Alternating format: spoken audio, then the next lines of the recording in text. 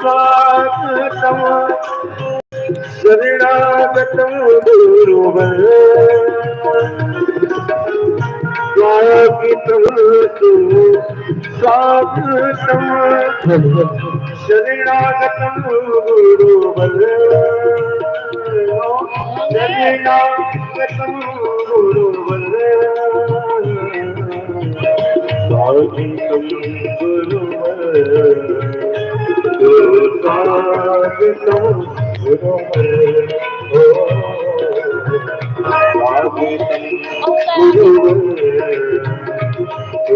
स्वागतम गुरुवर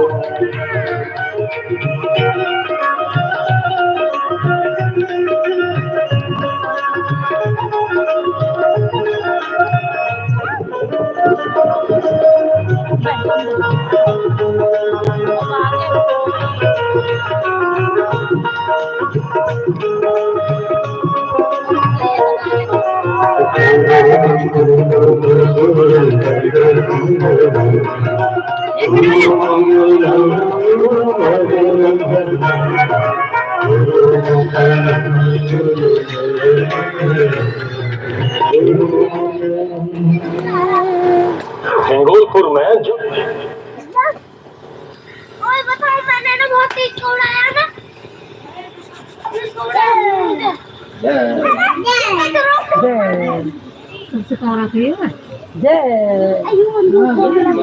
शो कानू काना जी आ जाओ मारेगी माँ जी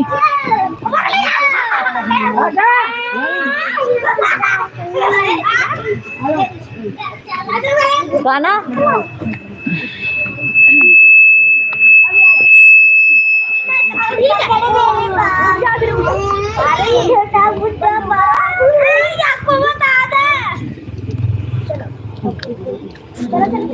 कई चला जा मैं जाऊँ काना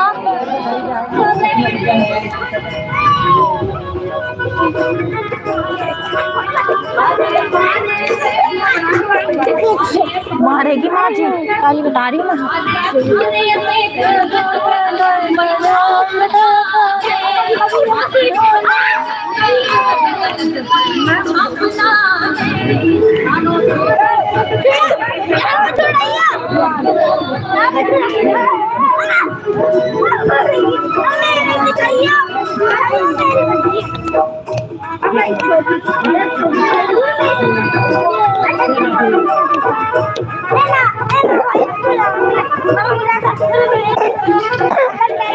इनके खड़े हो जाओ मारेंगे नहीं बात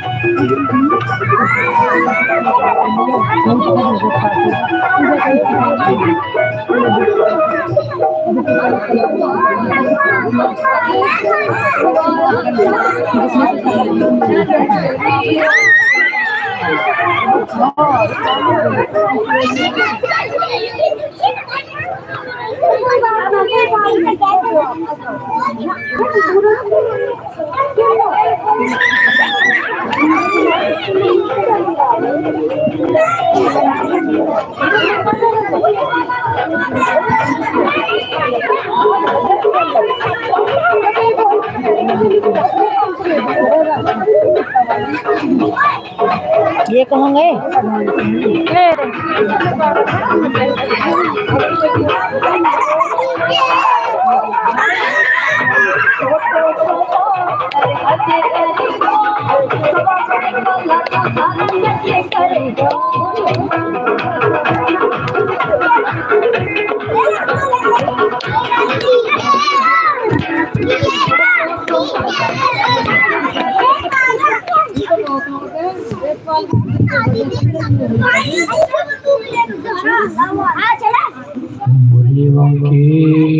बिहारी लाल की गाना कहाँ रे श्री राधा रानी सरकार की जय। बाल कृष्ण भगवान की जय। बसरी माता की जय। वृंदावन धाम की जय। मेहमद मुर्गा की जय। जय जय श्री राधे। जय जय श्री राधे। आरती करेंगे परीक्षित जी महाराज जोड़े के साथ आरती करेंगे। आरती की थाली उठाए और सभी अपना सर ढकें और आरती करें।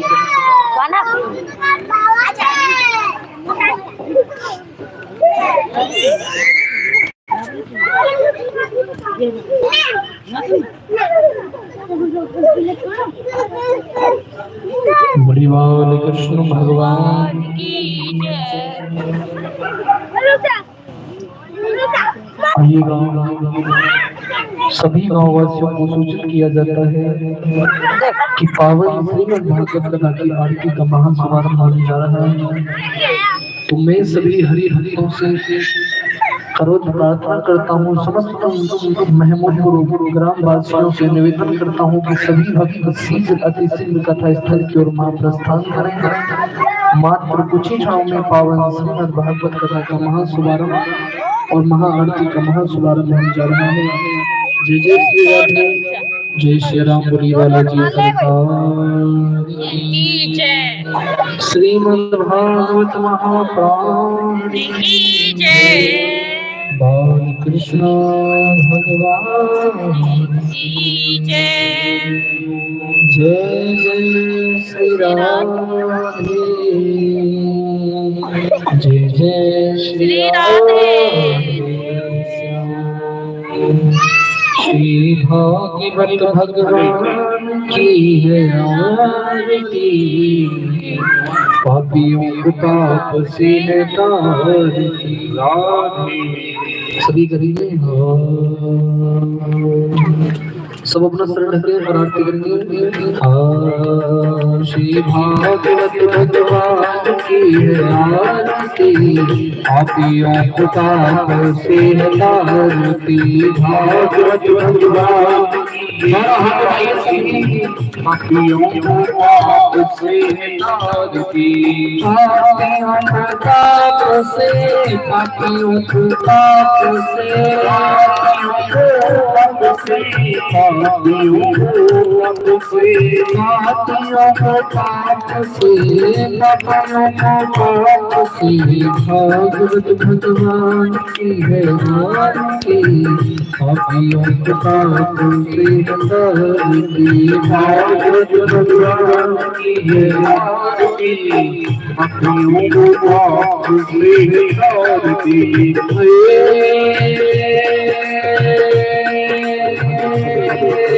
हमारी पंचम वेद वाला सब जोत जगाने वाला।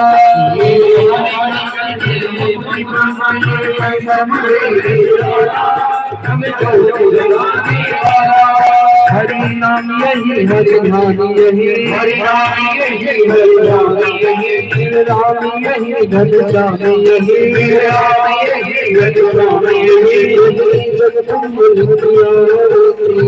पापियों को पाप से तारती। भगवान की पापियों को पाप से तारती। पापियों पाप से पापियों को पाप से पापियों को पापियों को पाप से भागवत भगवान की पापियों को पाप से तारती।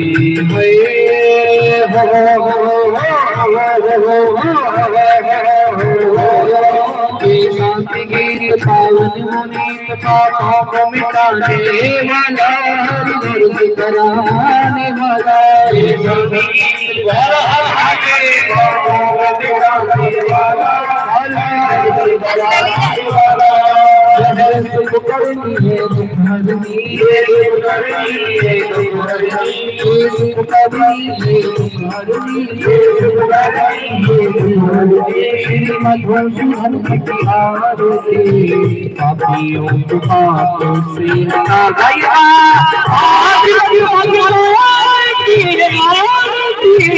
पापियों को पापों से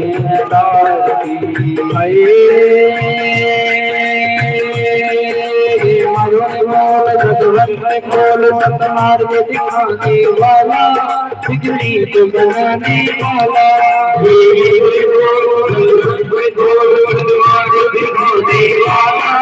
बिगड़ी तो बनाने वाला यही घनश्याम यही घनश्याम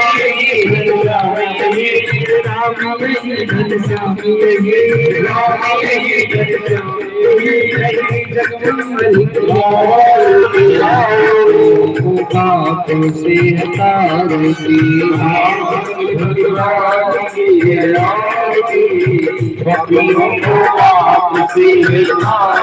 हरि हरि धरम करुणावतारम संसार सारम भुजगेन्द्रहारम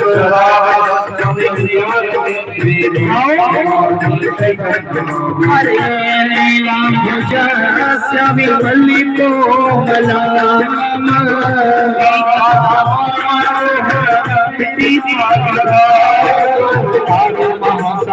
चार चापत नमो निरहर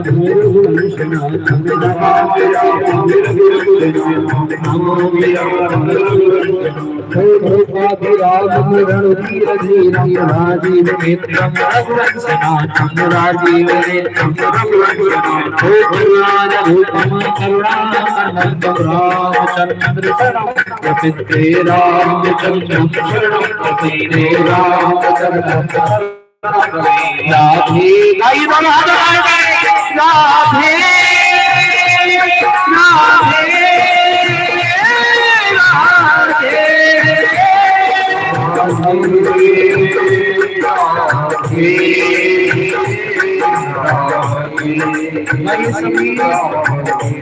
राधे किशोरिया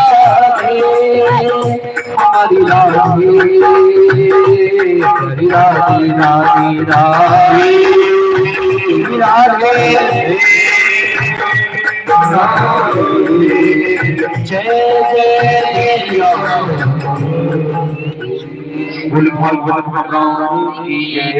गुरुदेव भगवान की जय जय श्री राधे जय राधे।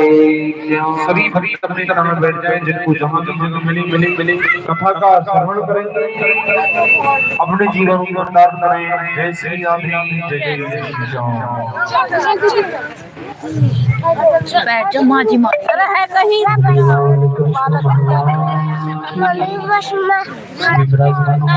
पापा फोन न लेते गंदी भाई को जाने दे यहाँ बैठो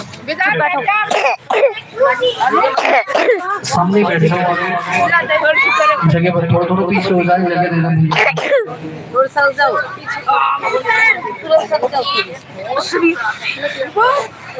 बोलिए कृष्ण भगवान की जय जय।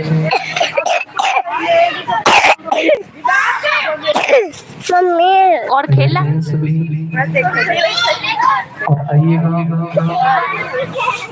नीचे को बैठ जाओ। अब बाबा मारेंगे नहीं, अब बैठे बाबा सामने बैठे बच्चे बाबा मारेंगे।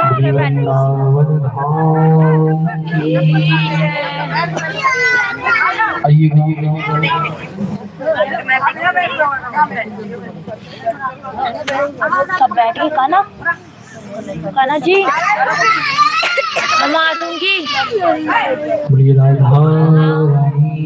सरकार की सबसे पहले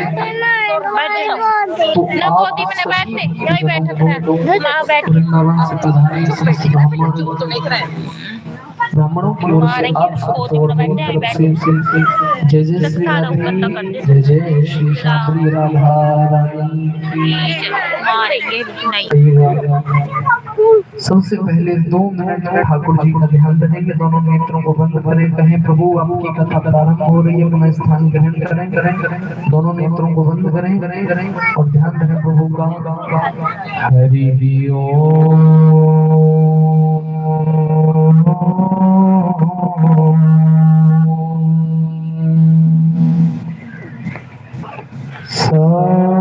सच्चिदानंद रूपाय विसेवो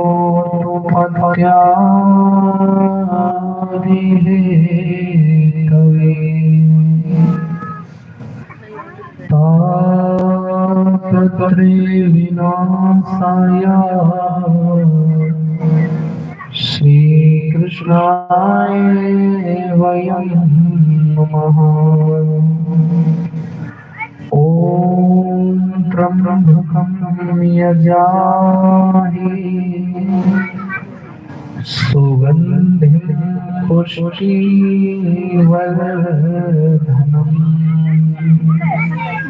उर्वारुकमिव वन्दनामः श्री मृत्यो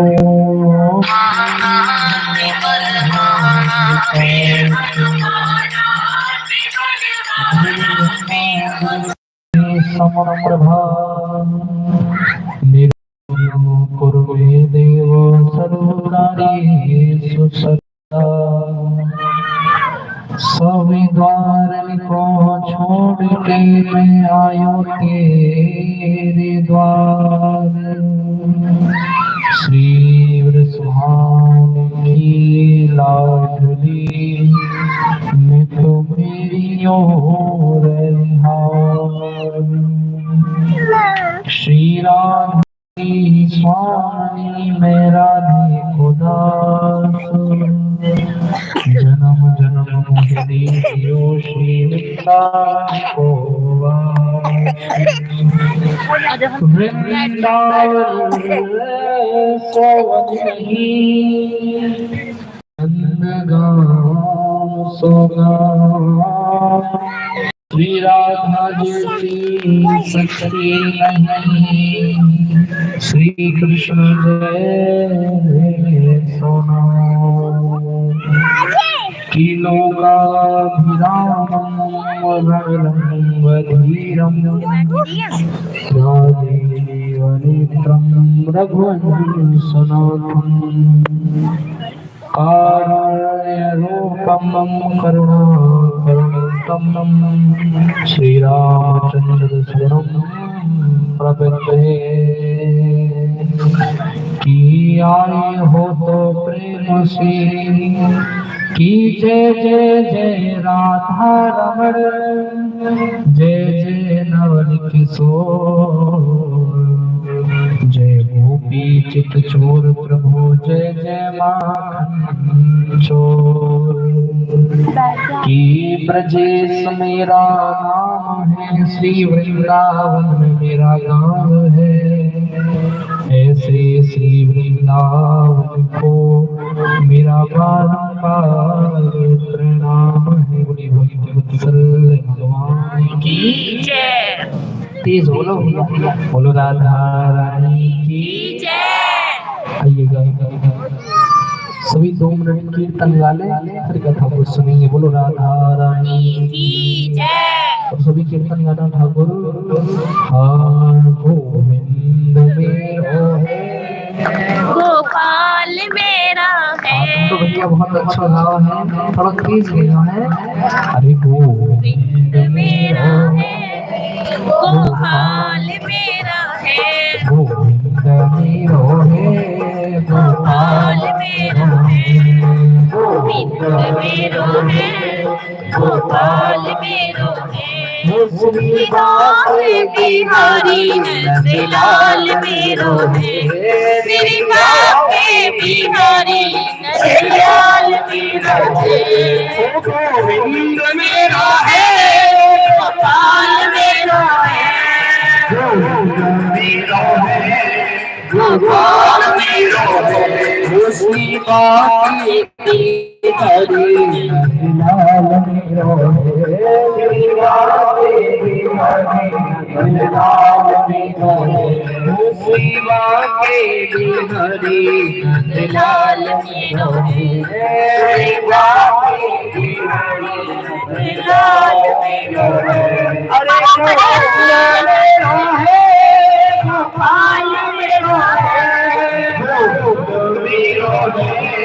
गोपाल मेरो है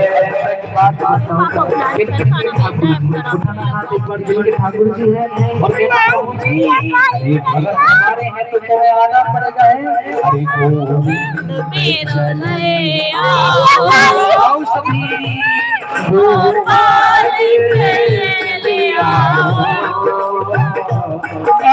मुरली भरता हम नंदलाल चले आओ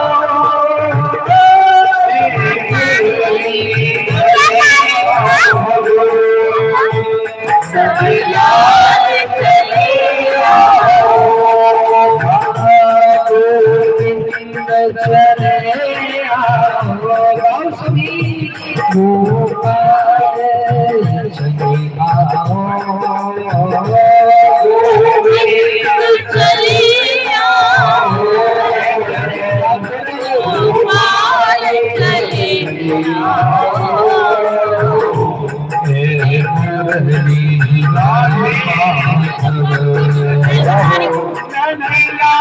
चले आओ चले आओ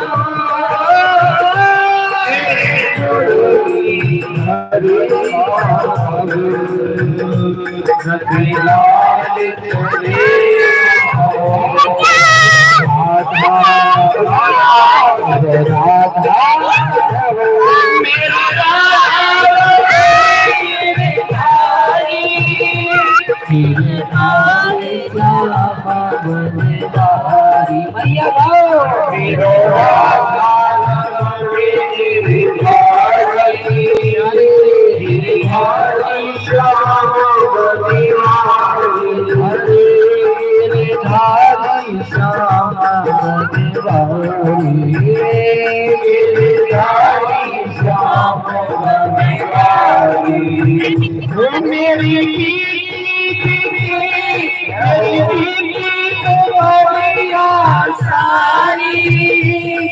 गिरधारी श्याम बनवारी वीरो राजा वीरो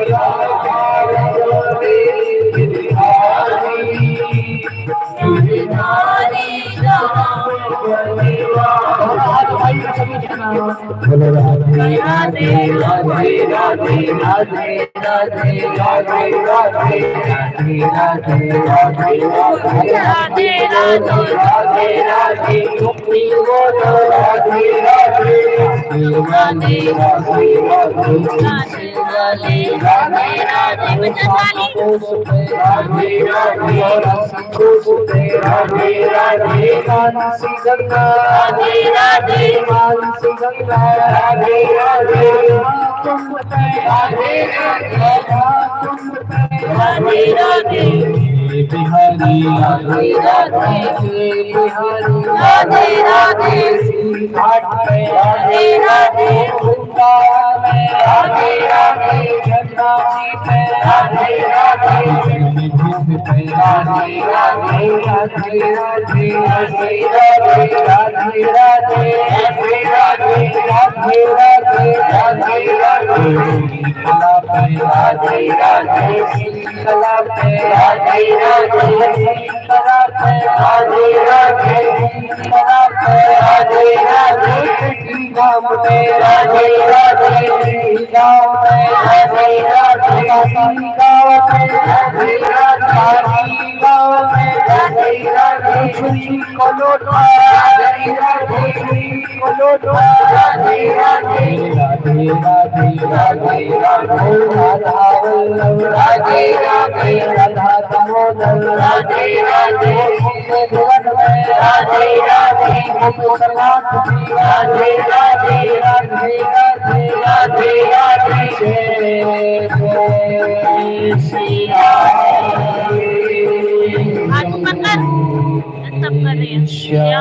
राधा रानी की जय। आइए ध्यान देना।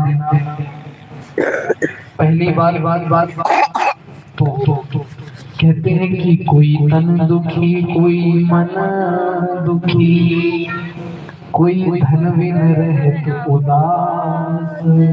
मेरी माँ थोड़े थोड़े सब दुखी बस सुखी राम के दास। सुखी कौन है? जो राम जी का दास है। बाकी पूरी दुनिया दुखी थी। कोई सन दुखी कोई मन, कोई अपने शरीर से दुखी है, कोई कैसे दुखी सब है, लेकिन सुखी है इस बात को मन में धारण करके एक और बात याद रखना, इंसान के बीच मैं आपसे कभी नहीं कहूँगा तुम कथा 3 घंटे कथा 4 घंटे, भले ही आप 5 ही मिनट सुनना, लेकिन सुनना सच्ची श्रद्धा और भाव। क्यों? क्योंकि अगर पावन श्रीमद् भागवत कथा का एक शब्द आपके चित्त में आपके मन में उतर गया तो एक शब्द भी बड़ा कल्याणकारी है। क्यों? क्योंकि कथा मेरे राघव की कल्याणकारी मैया हरि मगर ये करे हीरे ही कथा बड़ी कल्याण। इस बात को याद रखिए। कथा सुनिए। भागवत जी का प्रथम श्लोक है सच्चिदानंद रूपाय विश्वोत्पत्त्यादिहेतवे तापत्रय विनाशाय श्री कृष्णाय वयं नमः। ये भागवत जी का प्रथम यानी पहला श्लोक। और पहले श्लोक में जो पहला शब्द आया वो आया सच्चिदानंद। क्या आया? सच्चिदानंद। अच्छा, सच्चिदानंद हम किसे कहते हैं? भगवान को। किसको कहते हैं? भगवान। और अगर सच्चिदानंद शब्द का अर्थ निकाला जाए तो 3 शब्द बनते हैं। कितने भैया? 3। पहला सत्य, दूसरा चित्त, तीसरा आनंद। सच्चिदानंद। अब सत्य क्या है और चित्त क्या है और आनंद क्या है? बड़े भाव से सुनो। अच्छा, मैं आपसे पूछता हूँ सत्य क्या है? कोई बताए सत्य क्या है? जानते हो? हम सब ने तो यही सत्य माना, बहन भाई पति पत्नी कोटा मुकुला, ये सब सत्य माना, लेकिन ये सत्य नहीं है। ये बहन मेरी, ये माँ मेरी, ये पत्नी मेरी, ये भाई मेरा, लेकिन ये सत्य नहीं। ये सब मिथ्या है, झूठ। तो ये झूठ है तो फिर सत्य क्या? माता पार्वती ने भी भोलेनाथ से यही प्रश्न किया था, प्रभु आखिरकार इस पृथ्वी पर सत्य है तो है। तो भोलेनाथ ने बताया था, पार्वती मैं तुम्हें बताता हूँ सत्य क्या है, तो आप भी गौर से सुनना सत्य क्या है। भोलेनाथ कह रहे पार्वती, अरे उमा कहूँ, उमा कौन? अरे उमा कहूँ कछु अनुभव अपना, अरे सत हरि भजन जगत सब सपना। सिया राम जय जय राम, सिया राम जय जय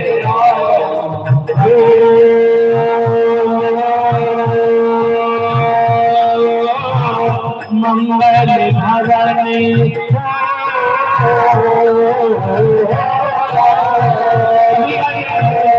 मंगल भगवान अमंगल हारी प्रभु से रति अजय बिहारी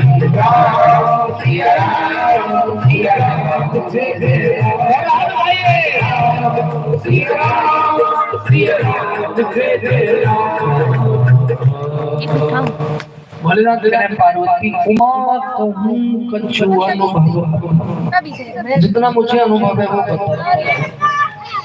सब तो हरि भजन जगत सब सत्य। कि पार्वती सत्य तो केवल हरि का भजन है, बाकी पूरा संसार एक सपने की तरह। जैसे सपना कभी अपना नहीं हो सकता, वैसे ही ये संसार कभी अपना नहीं हो सकता। सपना अपना कैसे नहीं हो सकता? मानो हमने रात को सपना देखा, भैया क्या देखा? हमने सपना देखा कि सो रहे हम और सपना देख रहे कि हमने नई गाड़ी ली, घर के सामने खड़ी है, बड़ी सुंदर लग रही है, सब पूछ रहे भैया कितने की, कौन सी? और जैसे ही सपने से आंख खुली तो सब सपने में थे तो अपनी थी, और भैया सपने से आंख खुली तो आग लगी। वैसे ही जो तक हम इस संसार रूपी सपने में है, इस धरती पर है, जो तक यहाँ सब अपना है, माँ भी अपनी, बहन भी अपनी, पति भी अपना, पत्नी भी अपनी, सब अपना। लेकिन जिस दिन इस संसार को छोड़ने को तैयार हो जाएंगे, रुक रुक के सांस आने लगी, जब हम जगह लगे तब हमें चलेगी यहाँ पे कुछ भी अपना। तो सत्य क्या है?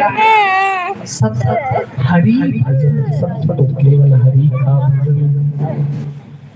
दूसरा सत्य के बाद आया चित्त। चित्त जंतु किसे कहते हैं? चित्त में। अच्छा भैया ये बच्चे किसमें ढले हैं ना?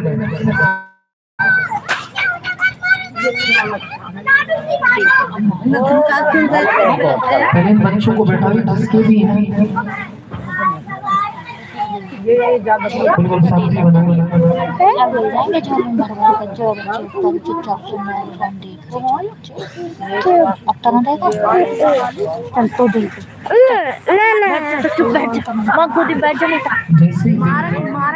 मैं दे दूं या दे दूं ना, बैठन तुम्हारी गोदी में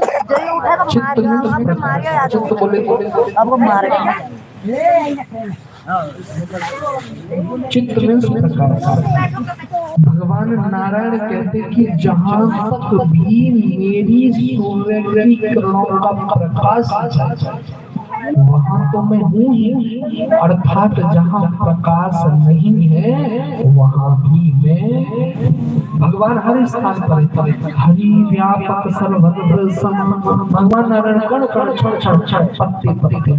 एक लाइन है मैं याद आ रही है, पता नहीं किस रूप में आकर हरि नारायण मिल जाएगा, निर्मल मन के दर पर में वो राम के दर्शन पाएगा, पता नहीं किस रूप में, पता नहीं कब कहाँ कैसे। तो सब चित्त में प्रकाश। तीसरा चित्त में प्रकाश। भगवान नारायण कहते कि जहाँ तक भी मेरी सूर्य की किरणों का प्रकाश जाए वहाँ भी सत्य हुआ, चित्त हुआ। अब आनंद बड़ा सुंदर शब्द आया, आनंद। और मैं आपसे पूछूं आनंद क्या है तो आप कहोगे महाराज जी अच्छा खाना, अच्छा पीना, बढ़िया कपड़े पहनना, लंबी लंबी गाड़ियों में घूमना, बड़े बड़े रेस्टोरेंट में जाके भोजन करना, यही आनंद है। लेकिन ये आनंद नहीं है। हाँ, इसको हम शारीरिक सुविधा कह सकते हैं, सांसारिक सुविधा कह सकते हैं, परंतु हम इसको आनंद नहीं कह सकते। क्यों? क्योंकि आनंद का तो भाव ही है। आनंद तो बड़ा सुंदर शब्द है। भगवान नारायण खुद कहते हैं कि मेरे यानी भगवान कि मेरे प्रति अगर तुझे कोई भी कार्य करने में आनंद आता है तो समझने में खुद चल कर, जैसे मानो अभी हमने आरती करी, हमारा मन लगने लगे आरती, या हमने कीर्तन गाया, हमारा मन लगने लगे, तो समझना भगवान हमारी ओर आकर्षित हो रहे हैं, हमारी तरफ। क्योंकि भगवान कहते हैं कि जो तू चले एक पग, अगर भक्त भगवान की तरफ एक कदम चले तो भगवान कितना चलते पता है? जो तू चले एक पग तो मैं चलूं साथ। और एक कदम हम भगवान की तरफ बढ़ाएं तो भगवान हमारी 60 कदम चलते। तभी तो कहते हैं कि भगवान के यहाँ जब भी जाओ चले जाओ, लेकिन आग लगे अब दुनिया ऐसी है पैदल चलो ही ना। अगर दुकान पे भेजो ना बालक को, भैया जब कुछ सामान लिया तो सबसे पहले मोटरसाइकिल चाहिए, नहीं जाऊंगा। लेकिन नहीं आया, सत हुआ चित हुआ आनंद, आनंद स्वरूप परमात्मा, एक नाम भगवान का भी आनंद है। आप जानते कौन सा? एक जयकारा लगाते हैं सब लोग, बोलो आनंद कंद भगवान की जय। आनंद कंद कंद, आनंद यानी आनंद कंद, कंद बोले परिपूर्ण, आनंद से परिपूर्ण की जय। एक नाम आनंद भगवान। सच्चिदानंद रूपाय विश्वोत्पत्त्यादि हेतवे तापत्रयविनाशाय श्री कृष्णाय वयं नमः। 3 प्रकार के ताप होते हैं, दैहिक, दैविक और भौतिक। तीनों तापों को नष्ट करती है ये भागवत। और ये श्रीमद् भागवत महापुराण की जय। ऐसा कोई दर्द नहीं जिसमें भागवत में जिसका उल्लेख प्रेम से बोला है।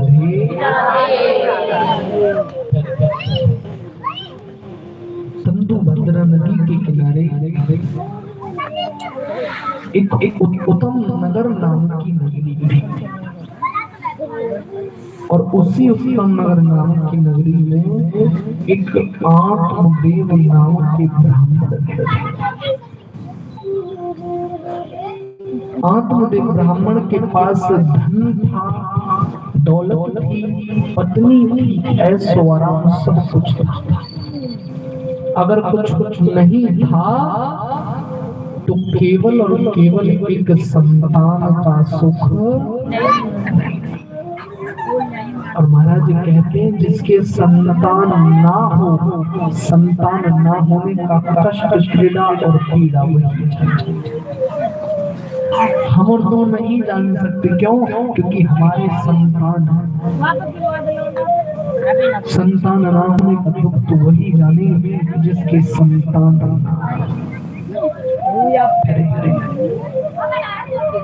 आधुनिक ब्राह्मण जब घर से बाहर निकलते थे तो कई बार तो गली वाले मुंह पर ही बोल देते ये तो निसंतान, ये निष्कलंक।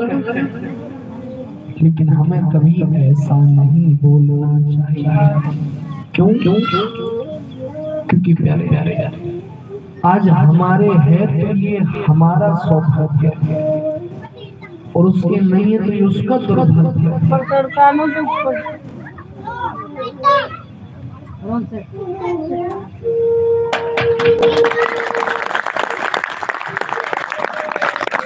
आज हमारे है तो ये हमारा सौभाग्य है, उसके नहीं है तो उसका दुर्भाग्य है। लेकिन हमें कभी भी किसी के लिए अपशब्द नहीं। बैठ जाए सभी बिल्कुल शांति होने। लेकिन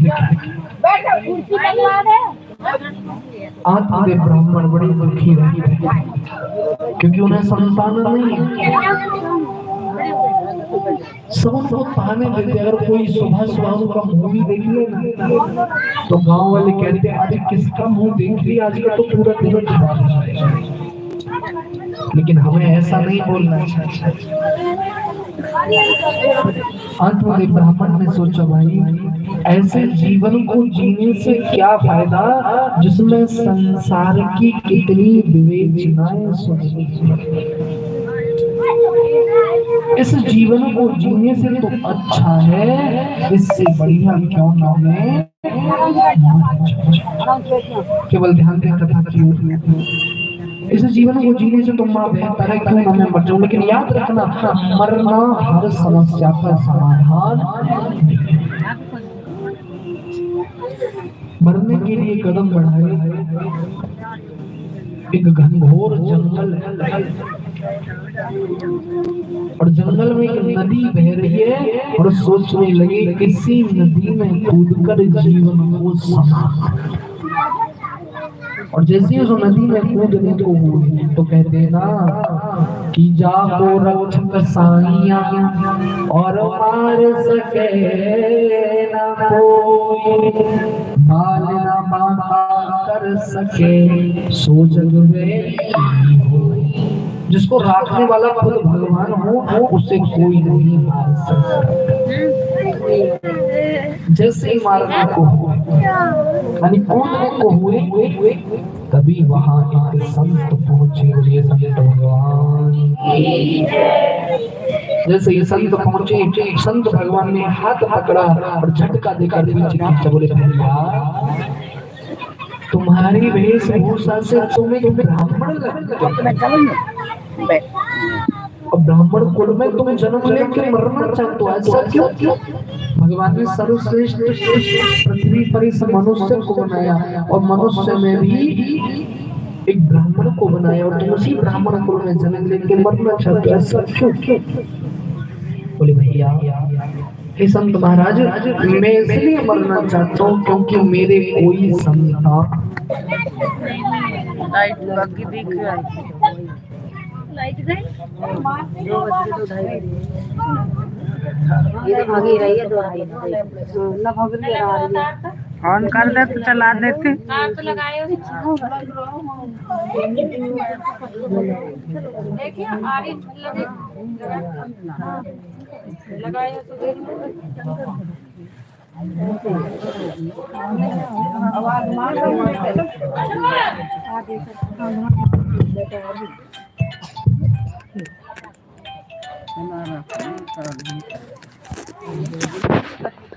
हेलो। हाँ हाँ पोत दी हाँ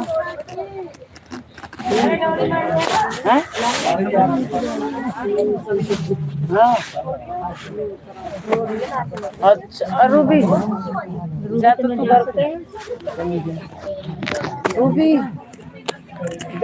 जा तो छोड़िया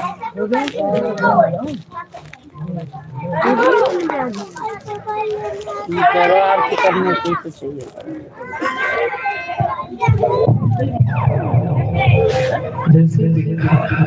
लाली रो रही है वो आपका ऑर्डर चाहिए तो आज तुरंत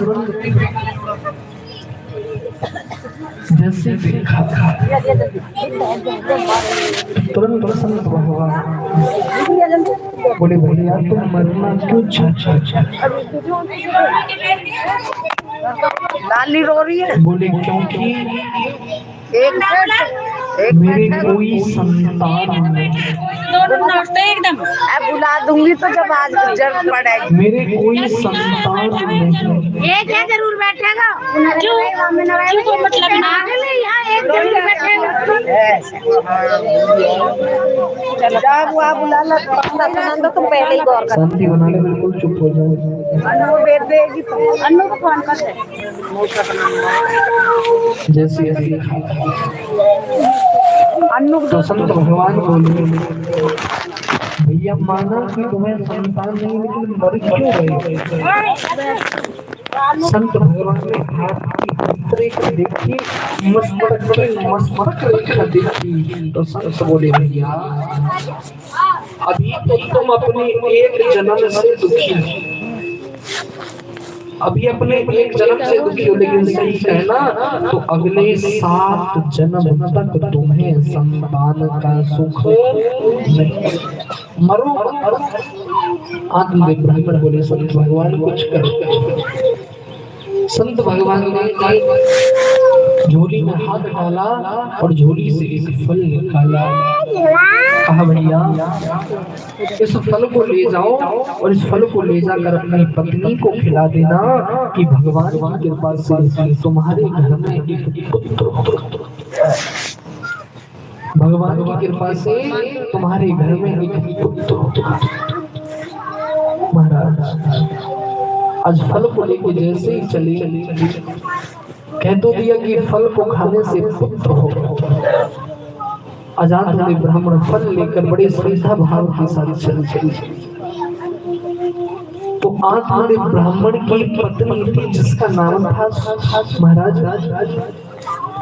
आज जैसे अपने घर पहुंचे तो पत्नी इनकी श्रृंगार कर रही है। पत्नी का नाम था धुंधली। क्या नाम था? धुंधली।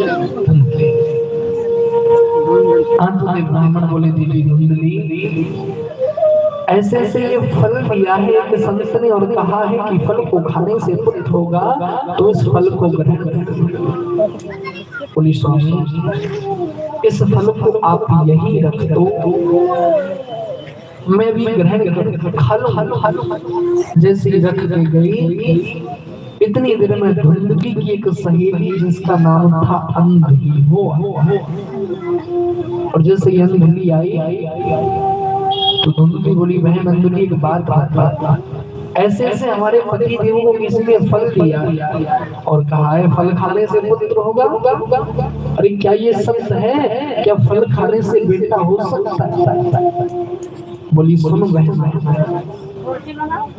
पहली बात तो फल खाने से पुत्र होगा। पहली बात तो फल खाने से पुत्र नहीं होगा। दूसरी बात मान ले अगर पुत्र हो भी गया तो मैंने सुना है कि संतान के होने में बड़े दुख बड़े कष्ट बड़ी पीड़ा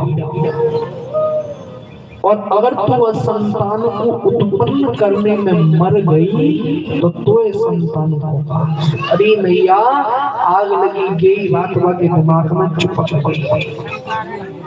कि अगर संतान को उत्पन्न करने में मैं मर गई तो मुझे संतान को कहा और बोली सुनो अच्छा गलती उसकी नहीं, ये जो मनुष्य है ना इसको बुराई सुनने में आनंद आता है। अच्छी बात तो किसी को 100 बार कहना भैया समझ नहीं पाएगा और बुरी बात झूठ बोलकर एक बार कान में कह देना दिमाग में पहली बार में ऐसे चुपक जाएगी जैसे लोहे को वेल्डिंग कर दी हो। बोले अच्छी बात समझ नहीं आती क्यों? क्योंकि हमें बुराई सुनने में मन लगा। जैसे मान लो अब यहाँ भागवत हो रही है तो यहाँ भीड़ बहुत कम है। गलती से यहाँ रागनी हो रही होती ना और पीछे तक टेंट होता हो सकता है जगह भी ना अड़ोसी पड़ोस में 56 पब्लिक खड़ी होती क्यों? क्योंकि हमें अच्छा ही देखने में आनंद ने देखा। बोली सुन इस फल को तू गौ माता को दे दे और मैं अभी खुद गर्भ से हूँ। मेरे गर्भ से जो भी संतान हो बेटा हो या बेटी मैं तुझे ऐसा नहीं करते उस फल को गौ माता को दे दिया। लेकिन याद रखना माँ वो संत का प्रसाद था मिठा है झूठा नहीं जा सकता। संतान तो उसको होगी जिसने वो फल खाया चाहे वो कोई भी। जैसे कुछ समय के बाद इसकी सहेली के गर्भ से पुत्र हुआ तो दौड़ी दौड़ी आई बोली बहन जैसा मैंने तुझसे कहा था कि जो भी संतान होगी दे दूंगी ले बेटा अब तो उछाल उछाल के खिला रही है। थोड़ी ही देर के बाद जिस गौ माता को वो फल का प्रसाद खिलाया था उस गौ माता के गर्भ से भी बिल्कुल एक मनुष्य के जैसे ही पुत्र ने जन्म लिया। बोले नारायण भगवान की जय। बिल्कुल मनुष्य उसका पूरा शरीर माँ मनुष्य का लेकिन उसके जो कान वो लंबे लंबे गाय की तरह। क्यों? क्योंकि गौ माता के गर्भ से जन्मा है और ये बात तो वही जानते हैं कि एक लक्षण तो माँ का पुत्र को जाता है। कहीं से जाए नाक जाए कान जाए आंख जाए कोई भी अंग जाए पिता पिता माता पिता को जाए लिख लिख लिख जैसे ही देखा, थोड़ी देर के बाद आज गुरुजी को बोला, गुरुदेव पहले मेरे एक भी संतान नहीं थी, अब मैं दो दो पुत्रों का पिता हूँ, दोनों का नाम। तो सबसे पहले गुरुजी बड़े वाले बेटे का नाम रख रहे हैं। बोले सुनो आत्मदेव ब्राह्मण, ये जो तुम्हारा बड़ा बेटा है ना, इसमें कोई भी गुण नहीं है, जितने भी है सब इसमें अवगुण ही है। कैसे? बोले मदरा पीने वाला ये होगा, वैश्यगामी ये होगा, भक्ष अभक्ष खाने वाला होगा, जुआ आदि खेलने वाला, जितने भी सब अवगुण है। और मैं इसके अवगुणों के अनुसार इसका नाम धुंधकारी नाम रखा, मैं इसका नाम धुंधकारी रखता हूं। पीछे को बैठे आगे को धुंधकारी का अर्थ जानते क्या होता है?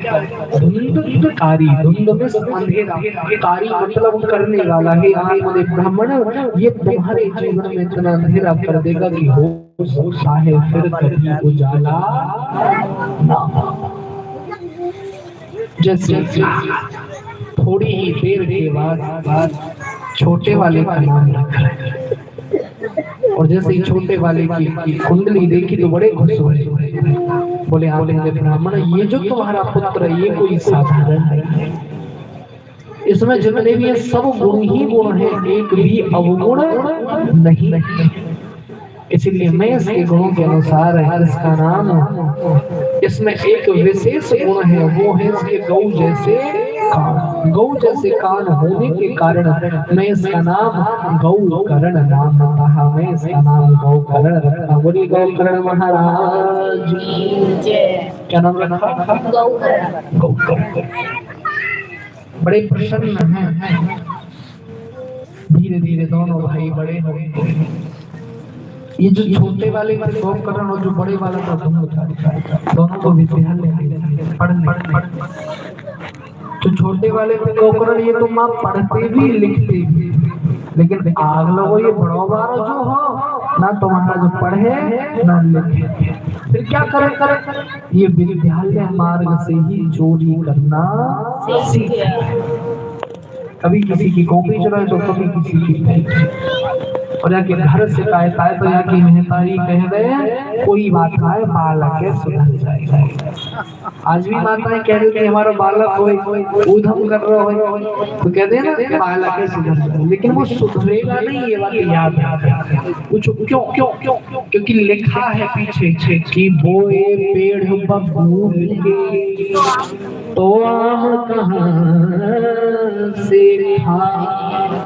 जब माँ पेड़ बबूल का लगाया है तो आम खाने की चेष्टा मत करना, क्योंकि आप जानते हो बबूल पर हमेशा भी कांटे लगते हैं, आम नहीं लगते। और आप ये भी जानते हो कि कांटे हमेशा चुभन देते हैं, मिठास नहीं देते।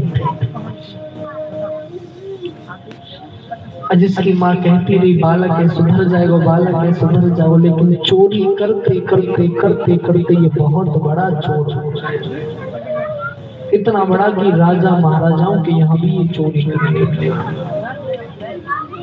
आत्मदेव ब्राह्मण इससे इतने दुखी हो गए, इतने दुखी, उन्होंने एक कुएं में कूद कर अपने जीवन लीला समाप्त कर दी। बोलिए नारायण भगवान की जय। ये वही गौकर्ण थे भैया जो पुत्र ना होने के कारण आत्महत्या करने जा रहे थे, और आज पुत्र हो ही गया तो भी इन्हें आत्महत्या ही करनी पड़ी। इससे तो कहते हैं ना जननी जने तो भक्त जने या फिर रहवे जननी जने तो भक्त जने या तो बांझ। लेकिन आजकल हम बहुत धीरे धीरे समय बीतता। आत्मदेव ब्राह्मण जैसे समाप्त हुए, छोटे भाई गौकर्ण बोले भैया मैं तो छोड़ के जा रहा हूँ भगवान। छोटे भाई चले गए, अब तो इसकी माँ बची और ये बच्ची, तो ये माँ को पीट बोला ला पिताजी के पास बहुत ला दे। पिताजी के पास बहुत धन था, बेचारी माँ पिटती रही, धन देती रही, पिटती रही, धन को देती रही। और आज वो नहीं, आज की भी औलाद है कुछ जो माता पिता को पीटती। सबकी तो मैं नहीं कह रहा, लेकिन आज भी कुछ ऐसी संतान है जो माता पिता को कुछ 70% औलाद माँ बाप को कुछ नहीं समझती। ये परम सच है। माँ को पीटते हैं, लेकिन याद रखना माँ को नहीं पीटना। क्यों? क्योंकि माँ तो माँ है। माँ जैसा सुंदर शब्द तो कोई है। माँ की महिमा में भी नहीं बता सकते, लेकिन आज की औलाद माता पिता को पीटती, माता पिता को छोड़ देते। कोई बात हो जाए तो कहने की ब्याह है वो, सो बहू के कहने से माता पिता छोड़ दे। लेकिन सुनो, बहू के कहने से कोई भी बेटा अपनी माँ को नहीं छोड़ सकता। और अगर छोड़ देना तो वो संसार का सबसे बड़ा मूर्ख बेटा है। उससे बड़ी मूर्ख है उसकी पत्नी जो कहती है मुझे रानी अपने माँ बाप को रखो। क्यों? क्योंकि मेरी बहन गौर से सुनना, जिस माँ ने उसको 9 महीने गर्म में रखा, मलमूत्र मंत्र सोई सूखे में इसको सुनाया, 2 बरस तक इसके मलमूत्र को साफ करती रही। जिस माँ ने इसको जन्म दिया, जब ये तेरे लिए उस माँ को छोड़ सकता है, तो ये बात कभी मत भूलना कि किसी और के लिए वो तुझे भी छोड़ सकता। लेकिन आज की औलाद माता पिता को ठोकर मारती है, डराती है, धमकाती है, उल्टा कभी वो बहन चलने। लेकिन मत पीटो, मत मारो, माँ की महिमा बड़ी महान है। आज अगर कोई बेटा बाहर जाए ना कमाने, तो घर से फोन जाते हैं, बेटा घर से फोन जाते हैं, छोटा भाई ये कहता है, क्या कहता छोटा भाई, कि मेरे लिए जूते लाना। पत्नी ये कहती है जब गए हो शहर, तो मेरे लिए एक अच्छी सी साड़ी लाना। छोटा भाई कहता है जूते लाना, पत्नी कहती है साड़ी लाना। लेकिन माँ क्या कहती है? माँ का दर्द सुनना। मगर माँ ये कहती है, अरे मगर माँ ये कहती है कुछ भी न लाए, मेरा लाल वापस मेरे घर को आए, मेरा लाल वापस मेरे घर को। ये माँ आज मैं सबकी छोड़ो अपनी माँ की बताऊं। जब आज सुबह में घर से निकला तो माँ के माता पिता के चरण स्पर्श किए, तो मेरी माँ ने एक बात कही, मेरा हाथ चूमते हुए कहा, बेटा समय से खाना, समय से पीना, समय से रहना, समय से सो। एक भी बार ये नहीं कहा कि बेटा तू कितना कमा के लाएगा, नहीं। एक भी बार मानी कि माँ, जिस माँ की महिमा में वक्त नहीं कर सकती, क्योंकि मैं बदल सकता हूँ और आप भी बदल सकते हो, लेकिन माता पिता कभी नहीं बदलते। माता पिता कभी नहीं बदलते। क्यों? अरे तू बदले, तू बदले 100 बार, मगर माँ बाप नहीं बदले। मैं बदल सकता हूँ, आप भी बदल सकते, लेकिन माता पिता नहीं बदल सकता। अरे तू बदले 100 बार, मगर माँ बाप नहीं बदले। और ये बदल गई औलाद, माँ बाप नहीं बदले। सब बदलते हैं, बहन भाई वही सब, लेकिन माँ एक ऐसा शब्द है जो कभी नहीं। क्योंकि अगर आपके पास धन है तो कुछ भी खरीद लो, बहन खरीद लो, भाई खरीद लो, यहाँ तक कि पत्नी भी खरीद लो, और पत्नी छोड़ो बाप भी खरीद सकते हो, लेकिन माँ कभी नहीं खरीदी जा सकती। माँ बाप है। हाँ, अरे तू बदले ओ बदले, अरे तू बदले 100 बार, तू बदले, अरे तू बदले 100 बार, मगर माँ बाप नहीं बदले। तू बदले 100 बार, मगर माँ बाप नहीं बदले। अरे तू बदले 100 बार, मगर माँ बाप नहीं बदले। तू बदले 100 बार, मगर माँ बाप नहीं बदले। ये बदल गई औलाद, माँ बाप नहीं बदले। बदल गई औलाद, माँ बाप नहीं बदले। नहीं बदले, नहीं बदले, नहीं बदले, नहीं बदले। जिस माँ ने हमको अपना दूध पिलाया है, जिस माँ ने हमको अपना दूध पिलाया है, हाँ, जिस माँ ने हमको अपना दूध पिलाया है, और पिता ने गिरनी पकड़ के चलना सिखाया है। जिस माँ ने हमको अपना दूध पिलाया है, और पिता ने गिरनी पकड़ के चलना सिखाया। वही औलाद जब माता पिता को ठोकर मारती है तो क्या पिलाती है? पढ़ती है, पढ़ती है, पढ़ती है दिलों पर मार, और उस माँ के दिल पर मार पड़ती है। पढ़ती है दिलों पर मार, मगर माँ का प्यार नहीं बदले। माँ थोड़ी है अच्छी है, तुम माँ को कुछ भी कह दो, माँ नहीं छोड़ सकती। माँ कहेगी ये मेरा बेटा है। पत्नी को तुम 4 बात कह देना, 5वीं बात में तुम कह देगी कि तू मेरे सामने कम बोल। क्यों? क्योंकि जितना तूने दहेज मांगा मेरे माँ बाप ने उतना दिया है। क्योंकि आजकल हम बेटे का विवाह नहीं करते, अपने बेटे को बेच दें और बेटी वाला भारी होता है। ये सच्चाई। हाँ, करती है,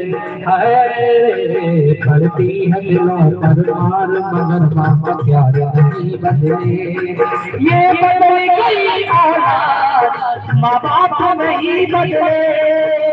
बदल गई औलाद, माँ बाप नहीं बदले।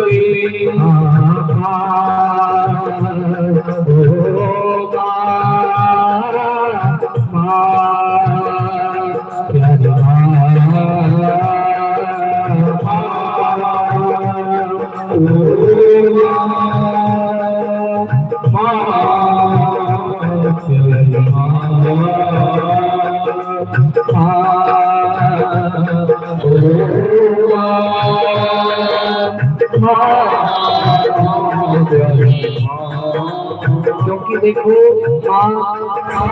माँ की दुआ कभी खाली नहीं जाती।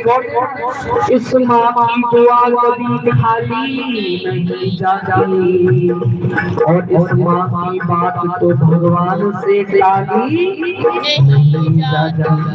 माँ की दुआ कभी खाली नहीं जाती, माँ की बात तो भगवान से भी टाली नहीं जाती। 4 बच्चों को भरकर मांझ कर पाल लेती है एक माँ, लेकिन दुल्हन आने के बाद 4 बेटों पर एक माँ पाली नहीं जाती। ओ माँ, ओ माँ,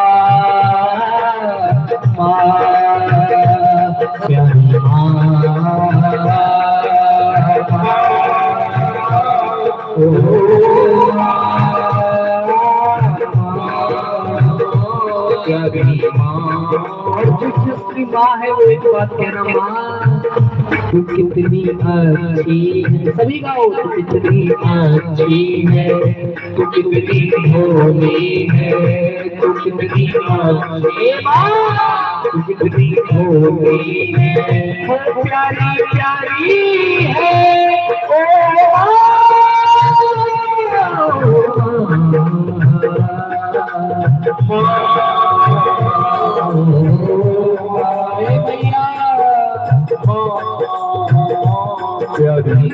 अच्छा देखो, एक जो माँ होती है ना, आपने देखा माँ अपने बेटे को कहाँ बैठाती है? गोद में जब लेती है तो पीठ पर बैठाती है। माँ बेटे को पीठ पिटाती है ऐसे, और वो कहती है बेटा देख जहाँ तक मैं देख रही हूँ वहां तक देख। लेकिन बाप क्या, बाप एक बेटे को कंधे पे बैठाता है और वो कहता है बेटा देख जहाँ तक मेरी नजर भी न जा रही थी वहां तक। ये बाप तो जिनकी माँ है वो कहना तो कितनी अच्छी है, तो कितनी भोली है, तो कितनी अच्छी है, तो कितनी भोली है, वो प्यारी है ओ माँ, प्यारी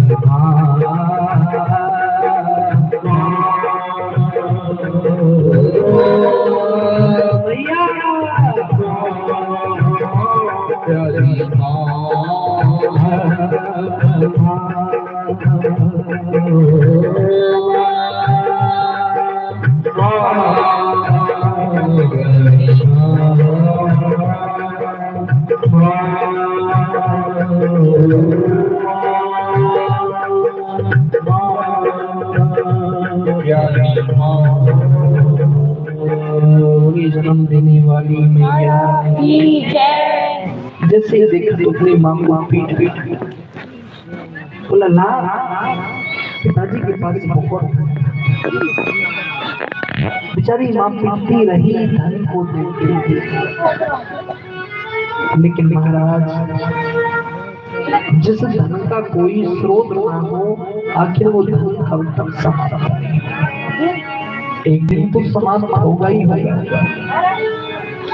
एक दिन धन समाप्त हो गया तो उसकी माँ बोली बेटा अब मेरे पास धन नहीं बचा, जितना धन था सब दे चुकी। अभी तो 2:30 बजे। इसकी माँ इतनी दुखी हो गई, उस माँ ने भी उसी कुएं में कूदकर जीवन को समाप्त।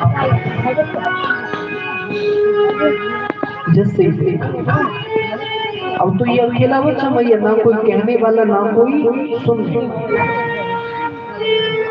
चोरी करता खाता पीता मस्त रहता। एक दिन इसने क्या किया, एक राजा के यहाँ से बहुत सारा धन चुराया, धन को चुराकर एक पोटली में बांधा और बांधकर सीधा वैश्याओं के अड्डे पे एक नहीं दो नहीं तीन नहीं चार वैश्यों को अपने साथ आने घर लाया। चारों वैश्यों ने सोचा भाई इसके पास इतना धन दौलत कहां से आई, ये तो एक चोर है, ये जरूर किसी न किसी राजा के यहाँ से चुरा के लाया है, और अगर उस राजा को पता चली तो ये तो मारा ही जाएगा, इसके साथ साथ हम भी मारेंगे। चारों ने विचार किया कि ना रहे वो बांस और ना बजेगी और ना रहे वो धुंधकारी, ना रह जाए पता चले। तो वहां लकड़ जल गए, लकड़ी जलते हुए लकड़ों से उसे खूब पीटा, जितना उसे पीटा पीट के उसको मार दिया। उस धन को आपस में चारों ने बांटा और उसी घर में गड्ढा खोदा, इसको दबाया और धन को लेकर चारों ओर से फरार। जैसे धन को लेकर गई, पूरे 6 महीने बीत गए। 6 महीने के बाद छोटे भाई गोकर्ण को अपने पुराने गांव की याद आई, क्योंकि भैया कहते थे को गांव चाहे किसी का कितना भी बुरा क्यों ना हो, एक दिन सबको अपने गांव की याद आई ही जाती है। वर्णन आता है तो सीधा गांव चाहे किसी का कितना भी बुरा क्यों ना हो, एक ना एक दिन सबको अपने गांव की याद आती है। उन्हें भी अपने गांव की याद, और गांव में जैसे प्रवेश किया, अपने घर गए, देखा तो बड़ा भाई नहीं मिला। सबसे पूछ रहे भैया ऐसे हमारे एक भाई था जिसका नाम धुंधकारी था, क्या आपने उसको देखो? जिसके पास जाए वो यही कहते हमने नहीं। क्यों? होता तो देखा, और जब है ही नहीं तो देखेगा। अपने घर गए, रात होगी पूछते और रात्रि को उसी अपने पुराने घर में विश्राम।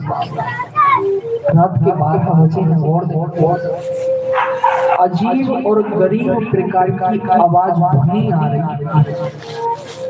डर लगने लगा। और डर होने ना भैया, डर हमर को मान लो घर में अकेले हो और लाइट चली जाए, भगवान ना करे अगर आवाज में इन्वर्टर बीत और ऐसी आवाज है तो डर तो लगेगा निश्चित।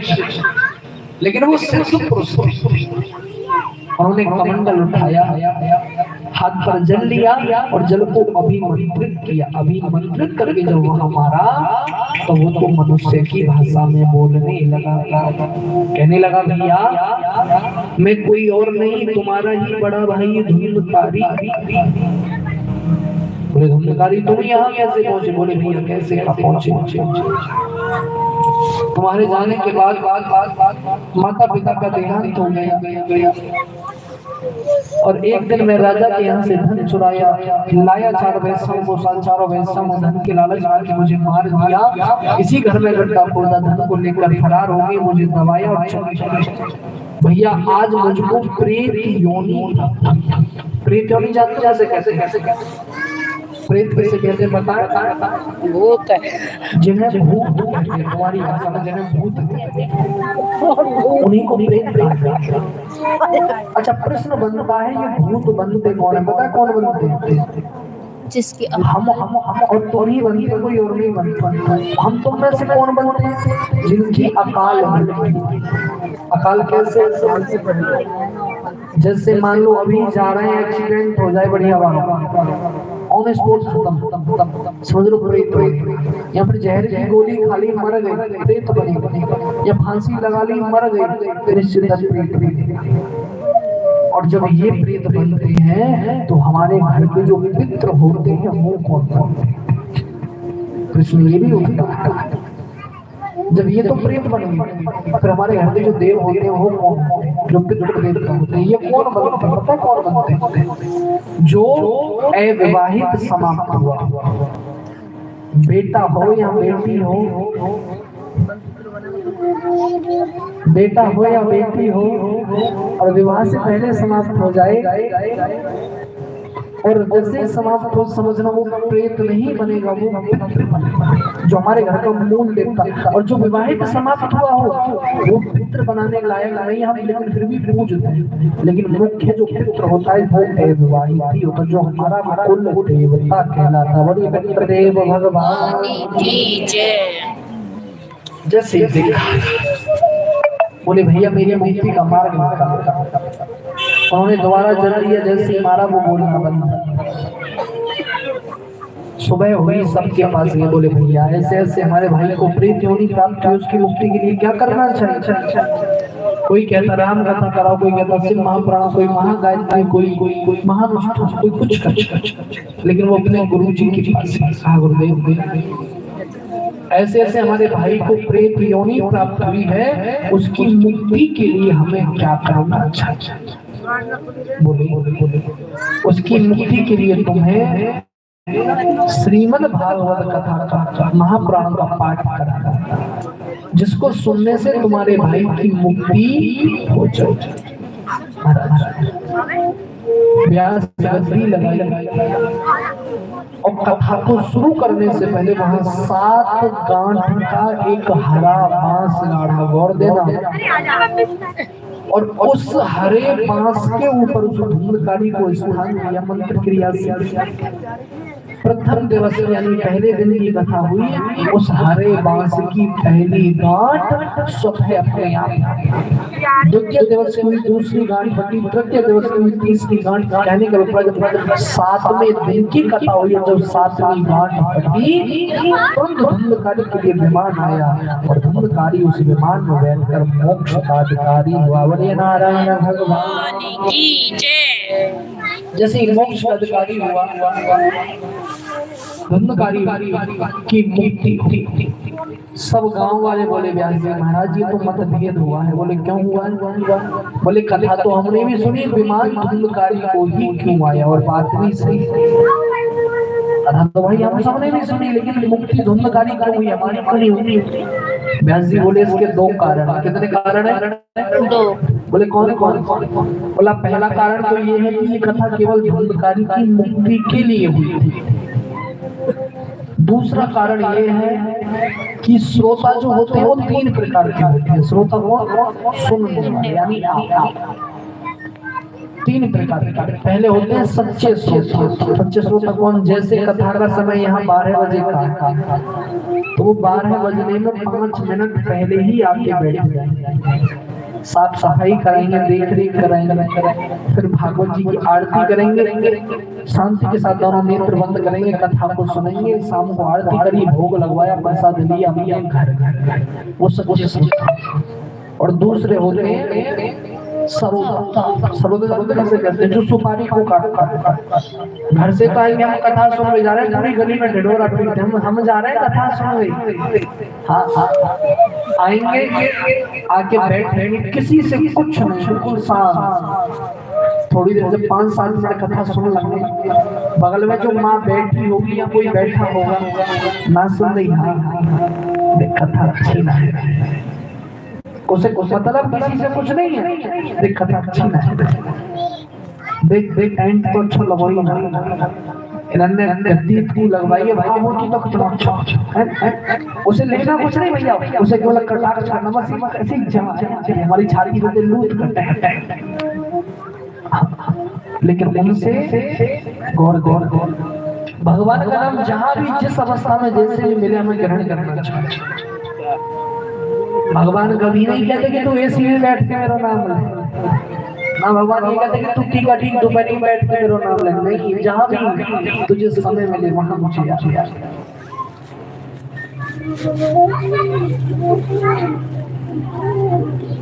जैसे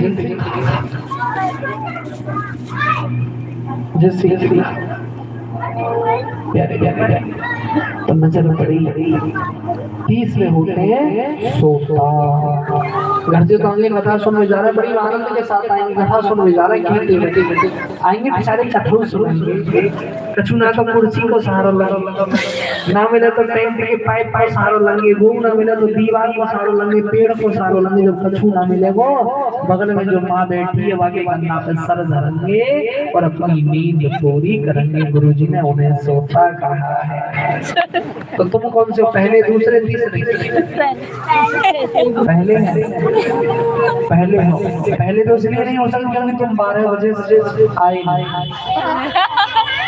आगे थे आप, चलो आप हो गए, 1-2 मात्रा है। लेकिन एक बात कहना है, सच्चे श्रोता बनने का प्रयास करो। 12 बजने से 5 मिनट पहले आके बैठो, आपको अवश्य ही प्यारे फल सच्चे श्रोता बनोगे तो अवश्य प्राप्त होगी। लेकिन भैया ये जीवन मौत का खेल है पगले, अरे क्या हंसना क्या रोना, जितनी चाबी भरी राम ने उतना चले खिलौना। कैसे रोते रोते हंसना सीखो, हंसते हंसते जितनी चाबी भरी राम ने उतना चले खिलौना। जितनी चाबी राम ने लेकिन जैसे ही देखा समय बीतता रहा, बड़ा सुंदर भाव में समय व्यतीत किया। जैसे व्यास जी बोले दोबारा से कथा होगी, सब सार्वजनिक, सबकी तरफ से सबकी मुक्ति होगी। दोबारा कथा हुई और सब उस मुक्ति के विमान में बैठ कर मोक्ष के अधिकारी हुए। बोले गोविंद भगवान की जय, श्री राधा रमण की जय। और भाई अगर मुक्ति चाहते हो ना तो भगवान का भजन तो तुम्हें करना पड़ेगा, ज्यादा नहीं तो थोड़ा, लेकिन भजन तो करना पड़ेगा। क्योंकि मुक्ति का कोई तू यत्न कर ले, लाइन है, और रोज थोड़ा थोड़ा हरि का भजन कर। क्योंकि महाराज भजन किस अवस्था में हो सकता है पता है? जवानी में ही भजन हो सकता है, बुढ़ापे में नहीं होता। क्यों भजन कर मस्त जवानी में, प्रशांत भैया बुढ़ापा किसने देखा है? क्यों गाना प्रेम के साथ बोलो गोविंद भगवान की जय। भजन भजन करे मस्त जवानी में तुम्हारा किसने देखा है। भजन करे मस्त जवानी किसने देखा। बुढ़ापे में लंगड़ी है जाओगे, बुढ़ापे में लंगड़ी है जाओगे। अरे बुढ़ापे में लंगड़ी है जाओगे, बुढ़ापे में लंगड़ी है जाओगे। तीरथ तुम कर नहीं पाओगे, तीरथ तुम कर नहीं पाओगे। बुढ़ापे में लंगड़े हो जाओ ऑटोमेटिक, तीरथ नहीं कर सकते, गोवर्धन की परिक्रमा नहीं लगा। इसलिए हाँ परिक्रमा लगाओ हरी जवानी में, बुढ़ापा किसने देखा है। भजन करे हरी जवानी में, बुढ़ापा किसने देखा है। बुढ़ापे में दूरी है जाओगे, बुढ़ापे में दूरी है जाओगे। ऐसी कंडीशन है जाएगा एक गिलास पानी भी ले लो। हाँ ये सच्चाई है, तो बहुत दुख की बात है। बुढ़ापे में दूरी है जाओगे, बोलो बुढ़ापे में दूरी है जाओगे। माला तुम फेर न पाओगे, माला तुम फेर न पाओगे। माला फिर भरी जवानी में, बुढ़ापा किसने देखा है। भजन करे भरी जवानी में, बुढ़ापा किसने देखा है। बुढ़ापे में अंधे है जाओगे,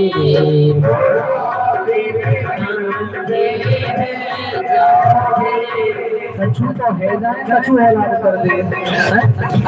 इसलिए जितना जीवन है जवानी के समय प्रभु का नाम ले सकते, बुढ़ापे में बस की बात ये तो समझे ना।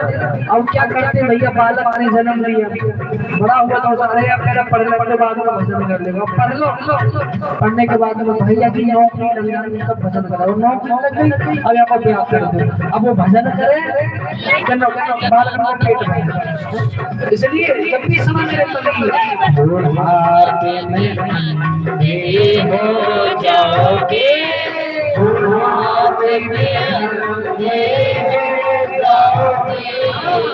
दर्शन तुम कर नहीं पाओगे, दर्शन तुम कर नहीं पाओगे।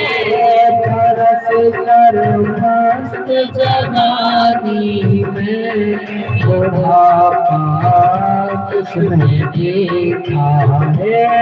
भजन करे मस्त जवानी में, बुढ़ापा किसने देखा है।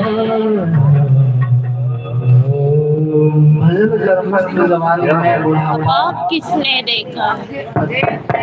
जैसे और भैया मुक्ति चाहते हो तो भगवान का भजन तो तुम्हें आज नहीं तो कल करना पड़ेगा ही पड़ेगा। जैसे नारद जी चले और नारद जी जाते जाते पहुंचे श्री धाम वृंदावन। कहाँ पहुंचे? श्री धाम वृंदावन। श्री धाम वृंदावन। और जैसे ही वृंदावन में गए तो नारद जी की नजर पड़ी कि बहुत बड़ी सभा लगी है, वहां सत्संग चला। नारद जी की नजर पड़ी उस सत्संग में एक स्त्री बैठी है और वो बैठी बैठी रो रही है। नारद जी बोले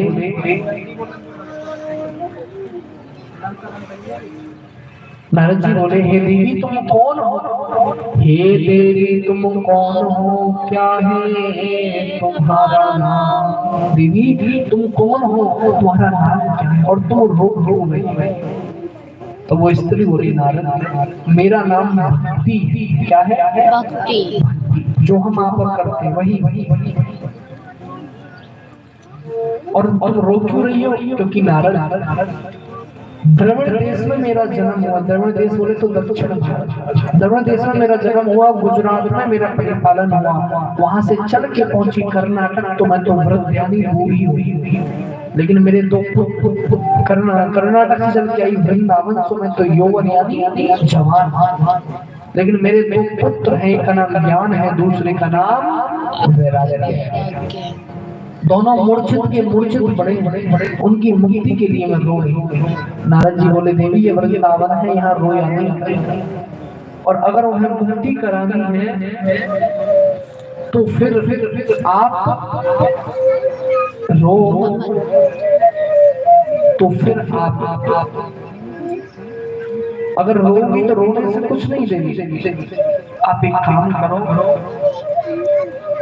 अपने पुत्रों को चातुर्मास कथा सुनाओ, रोने से कुछ नहीं होगा। चातुर्मास कथा सुनकर तुम्हारे पुत्र जरूर ठीक हो जाएंगे। लेकिन देवी रो चुप जैसे ही शांत हुई, नारद जी बोले, देवी चातुर्मास कथा सुनाई, ज्ञान वैराग्य कुशल हो गए। नारद जी बोले, देवी ये वृंदावन है, और वृंदावन में रोना नहीं चाहिए। क्योंकि अगर हम ठाकुर जी का दर्शन करने जा रहे हैं, दर्शन करने पहुंचे, अब घर से हम याद करके जाते हैं, भैया बिहारी जी से ये मांगेंगे, और वहां जाकर तुम्हें याद आ जाए कि हमें मांगना क्या है, तो सोचना कि तुम एक भिखारी हो।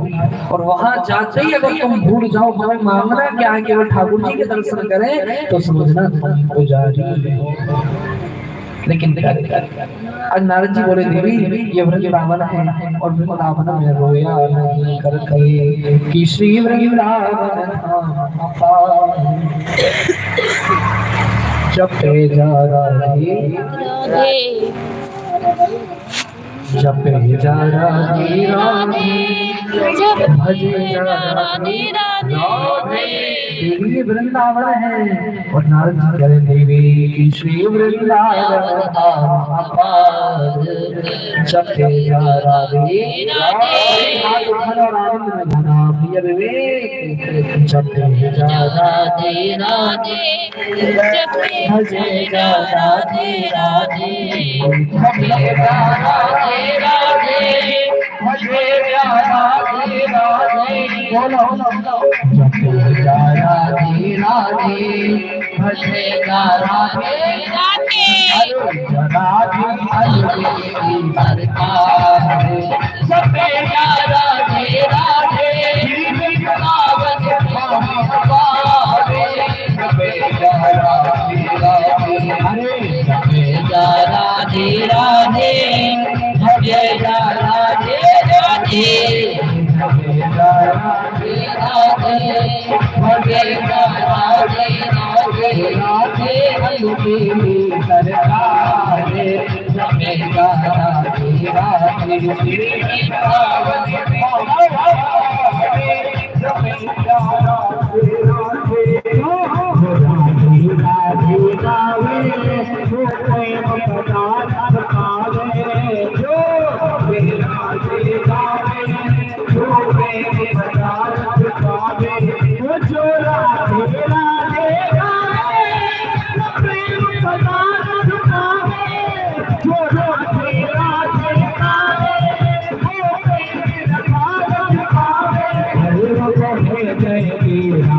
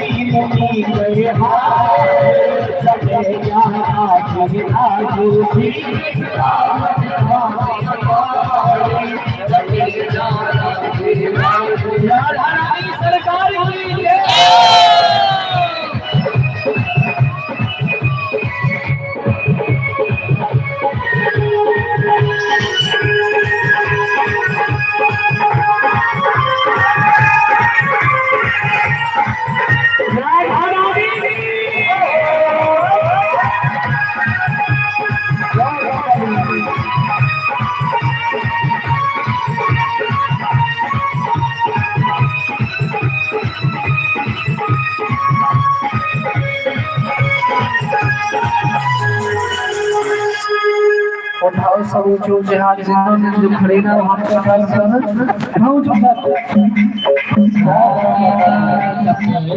राधे राधे भजे राधे राधे भजे राधे राधे भजे राधे राधे तेरी सरकार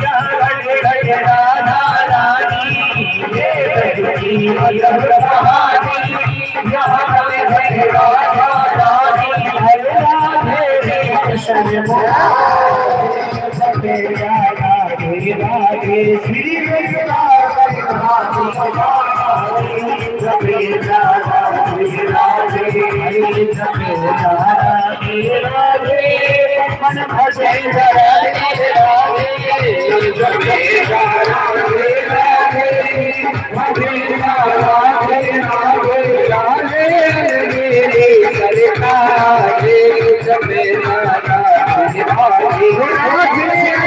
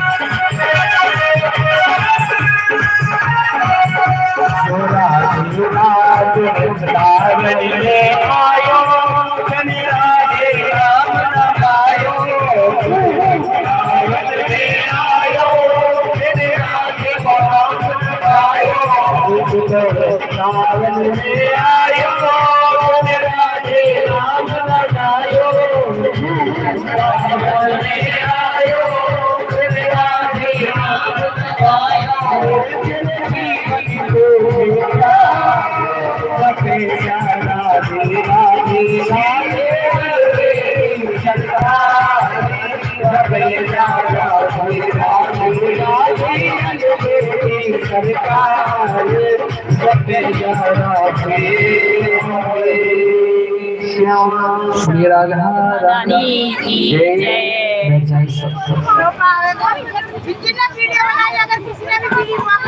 जैसे तो नजर पड़ी जैसे देखा तो नजर पड़ी आज नारद जी बोले देवी वृंदावन में रोया। आज नारद जी चले जा रहे हैं। नारद जी के मन में एक बात है कि भाई आज तक मैंने विष्णु भगवान माता लक्ष्मी में लड़ाई होती देखी, ब्रह्मा जी ब्रह्माणी में लड़ाई होती देखी, लेकिन मैंने कबो भोलेनाथ और माता पार्वती में लड़ाई होती नहीं देखी। ना ना ना ना। और अगर आज मेरा नाम नारद है तो भोलेनाथ और माता पार्वती में ऐसी लड़ाई कराऊं, ऐसी लड़ाई कराऊं, भोले बाबा ने विचार भी ना करी होती। क्यों? क्योंकि उनका नाम था नारद। क्या नाम था? नारद। और नारद शब्द का पता अर्थ क्या होता है? ना प्लस रद्द, जिसकी बात कोई रद्द ना कर सके उसे कहते हैं। अब नारद जी पहुंचे कैलाश पर। 2:40 नारद जी बोलते, नारद जी की नजर पड़ी कि वहाँ माता पार्वती तो है लेकिन भोलेनाथ नहीं है। नारद जी बोले मन में माया याद अच्छो समय का होएगा माता पार्वती अकेली। नारद जी बोले पार्वती मैया प्रणाम। पार्वती बोली प्रणाम नारद, कहो कैसे आनो भाई? अरे मैया आनो का भयो, एक बात बताओ। बोली माता मैंने सुना है। अच्छा एक बात बताओ, घर में सब कुशल मंगल? बोली हाँ। लेकिन नारद जी बोले माता पार्वती मुझे तो आज आपके घर में कुछ अमंगल प्रतीत होता है। माता पार्वती बोली नारद जाओ जाओ यहाँ से, हमारे घर में सब मंगल है, तुम अमंगल बोल के अमंगल उत्पन्न करना चाह रहे। नारद जी सीधे सभा से लौट गया। माता पार्वती ने फिर आवाज लगाई, सुनो नारद भोजन तैयार है, भोजन करके। नारद जी बोले पहले तो बहा दो, क्या नहीं भोजन तैयार है? नारद जी मनी मन कह रहे मेरा नाम नारद है। अब नारद जी भोजन करते जा रहे और भैया जिसने भोजन बनाया हो वो अपने हाथ से परोस, आग लगो भोजन चाहे बेकार बनो सही, बाकी मुंह पे 2-4 बार कह रही है भैया भोजन बहुत स्वादिष्ट बनाया हो, तो वो फूल है ना। नारद जी कहते जा रहे हैं, तारीफ करते जा रहे हैं, हाथ जा नारद जी रही ना माता पार्वती खुशी के मारे फूल गई। नारद जी बोले माता पार्वती एक बात पूछ। बोली पूछो। मैया तुम बुरा मान जाओगी मैं ना पूछ। बोली पूछो। बोली तुम बुरा मान, बोले नाना पूछो। नारद जी बोले माँ एक बात बता, ये जो भोले बाबा के गले में 108 स्त्रियों के मुंडों की माला है, ये कौन कौन सौभाग्यशाली हैं जो भोले बाबा ने मरने के बाद वो अपने गले में धारण कर रखे? का वो तुम तो ज्यादा सुंदरी जो भोले बाबा मरने के बाद और भैया एक स्त्री के सामने दूसरी स्त्री की तारीफ करना बड़ा कठिन, बहुत। अब माता पार्वती के समझ लो धुआं से लगना शुरू है वो बनो। नारद जी बोले माता पार्वती तुमने कभी पूछा नहीं भोलेनाथ से किसके मुंड है? पार्वती बोली मैंने तो नहीं पूछा। नारद जी बोले अरे मैया उनको नाम सो नारद है सो है, उनको नाम भोले है सो है, ये उनसे ज्यादा तो तुम भोली हो जो तुमने कबो पूछी। तुम भोली जो तुमने कबो पूछी, लेकिन आज आए ना तो पूछना कि मुंड किसके। बोले ठीक। इतना कह के नारद जी गए, माता पार्वती पर कम्मा से लगा रही है कब भोले बाबा आए और कब मैं पूछूं। और जैसे भोले बाबा ने पहलो पैर रखो कैलाश पे, माता पार्वती बोली स्वामी एक बात पूछो। भोले बाबा बोले पार्वती जब हम तपस्या करके आते हैं तो तुम कहती हो स्वामी पहले अन्न लाऊं या जल, और आज कह रही हो एक बात पूछो। सब ठीक तो है? हाँ स्वामी सब ठीक है, लेकिन एक बात पूछो। भोले बाबा बोले पार्वती बात तुम एक नहीं दो पूछना भले ही, बस हमें इतना बताओ कि हमारे ब्रह्म लोग जाने कि क्या यहाँ कोई और भी आए? अब तो माता पार्वती भजनी बताए तो आप इतना बताए तो क्यों ये तो ये सब जान जाएंगे। माता पार्वती बोली स्वामी आए थे। बोले कौन आए थे? स्वामी आए थे देव ऋषि नारद। और जैसे नारद नाम आयो, नारद नाम सुनते ही भोले बाबा मने मने कह रहे हैं आयो और बीज बोए के चलो, आयो बीज बोए के चलो। जैसे सुन पार्वती पूछो तुम क्या पूछ रहे हो? स्वामी ये जो तुम्हारे गले में 108 स्त्रियों के मुंडों की माला है, वो कौन कौन सौभाग्यशाली स्त्री है जो मरने के बाद भी तुमने गले में धारण करनी? बोले ये कोई साधारण नहीं है, ये मुंड तुम्हारे ही है, किसी और के नहीं। माता पार्वती बोली मेरे मुंड कैसे संभव हो सकता है? मुझे प्रमाण दो अगर ये मुंड। तो भोलेनाथ ने दोनों हाथ ऐसे करे तो जैसे टीवी चलती है ना, वैसे हाथों पर चित्र चलने लगे। जन्म मरण पुनर्जन्म, जन्म मरण पुनर्जन्म, जन्म मरण पुनर्जन्म, जन्म मरण पुनर्जन्म किस्सा चलते चलते जैसे रील स्क्रॉल होती है, चलते चलते शाम हो गई। माता पार्वती ने दोनों हाथ पकड़े, कहा स्वामी बंद करो, अब तुम मुझे ये बताओ कि तुम क्यों नहीं मरती?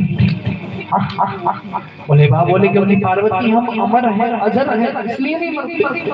तो स्वामी फिर तो तुम मुझको भी अमर करो। भोलेनाथ बोले उसके लिए तुम्हें अमर कथा सुननी पड़ेगी। तो बोली सुना। तुरंत भोलेनाथ ने नंदी को बुलाया, कहा नंदी जाओ जाकर के एक ऐसा स्थान देखो जहाँ पर ना जल चरना, गगन चरना, थल चल, 3 प्रकार के जीव जंतुओं में से एक भी प्रकार का जीव जंतु नहीं होना चाहिए। जल चर जो जल में रहते हैं, थल चर जो पृथ्वी पर रहते हैं, गगन चर जो आसमान में विचरण करते हैं। नंदी गए घनघोर पर्वत है, जंगल है, साफ सफाई करी ढंग से, खूब ढंग से, लेकिन एक वृक्ष की एक डाल पर एक तोते का अंडा छिपा है और नंदी लौट गया। भोलेनाथ बोले साफ कराए? बोले हाँ बाबा। बोले कौन सा स्थान है? बाबा स्थान का नाम तो मऊ है, लेकिन मैं बाबा नाम रखा था। बोले बताओ क्या रोकोगे? बोले बाबा पहले तुम ये बताओ वहां करने क्या जाओगे? बोले हम पार्वती को अमर कथा सुनिए, मतलब अमर होने वाली कथा। बोले हाँ बाबा फिर तो नाम रख दो। बोले बाबा अमर होने वाली कथा तुम वहां सुनाओ, तुम संसार के नाथ हो भोले, इसलिए मैं उस स्थान का नाम अमर नाथ रखता हूँ। बोलिए अमरनाथ भगवान क्या नाम रखा? अमरनाथ। और अमरनाथ नाम रख के जैसे भोलेनाथ पार्वती को लेके पहुंचे। भोलेनाथ ने माता पार्वती को सामने बैठाया, कथा को शुरू करने से बोले पार्वती जब तक हम कथा सुनाए इतनी देर में तोते का अंडा फूट के बच्चा बना और उसी डाल पर बैठा। भोलेनाथ बोले पार्वती जब तक हम कथा सुनाए तब तक तुम हुंकरे देती रहे। आज भोलेनाथ कथा सुना रहे और पार्वती हुंकरे दे रही है। अरे कथा सुना रे पार्वती को कौन सुना रहे? शिव शंकर भगवान। वह सुनते सुनते अमर कथा के उमा के बंद हो गए दोनों कान। सो उमा के पर गए सोता हुंकरा दे रहे हो तुम। आज पार्वती मैया सो, अब 2 दिन देखा कि माता पार्वती सोई तो हुंकरे अब मैं, क्योंकि अगर हुंकरे की आवाज भोलेनाथ को नहीं मिली तो वो कथा सुनानी बंद कर देंगे, और कथा बंद कर दी तो फिर मैं अमर नहीं हो पाऊंगा। तोते के बच्चे में कर देंगे।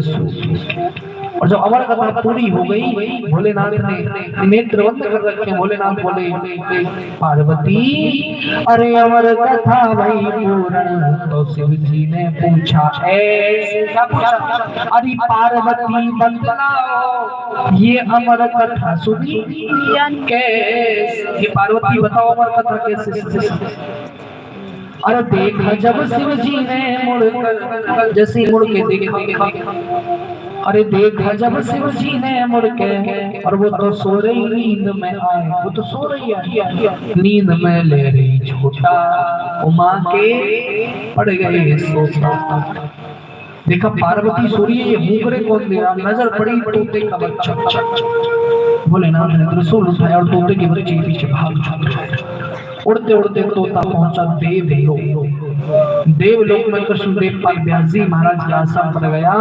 उनकी पत्नी का नाम था क्या नाम था? माता पिंगला। सुबह का वक्त है, स्नान करके लंबे लंबे केसों को छत पर खड़े होकर सुखा रही है हवा।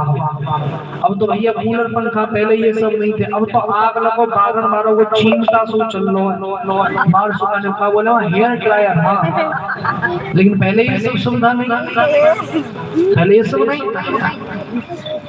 आज जैसे तो आज उन्हें जमाई आई। जमाई जानते हो, जब नींद आती है तो मुंह खोलते। जैसे ही जमाई लेने के लिए मुंह खोला, तोते के बच्चे ने छोटा रूप बनाया और मुख मार्ग से माता पिंगला के गर्भ में पहुंच। तोते के बच्चे को माता पिंगला के गर्भ में 12 साल इसका जन्म है।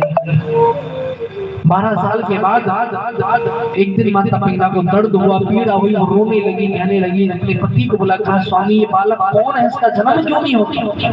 व्यास जी महाराज झुककर गर्भ की तरफ मुंह किया और बोले कौन है भाई, तू बाहर क्यों नहीं आता? बात यही खत्म नहीं हुई, गर्भ से भी आवाज। बोला मैं बाहर तो आ जाऊं, लेकिन बाहर नारायण की माया है, ये माया मुझे अपने चंगुल में फंसा लेगी, इसलिए मैं बाहर नहीं आ। बोले माया कुछ नहीं कहेगी, तुम बाहर।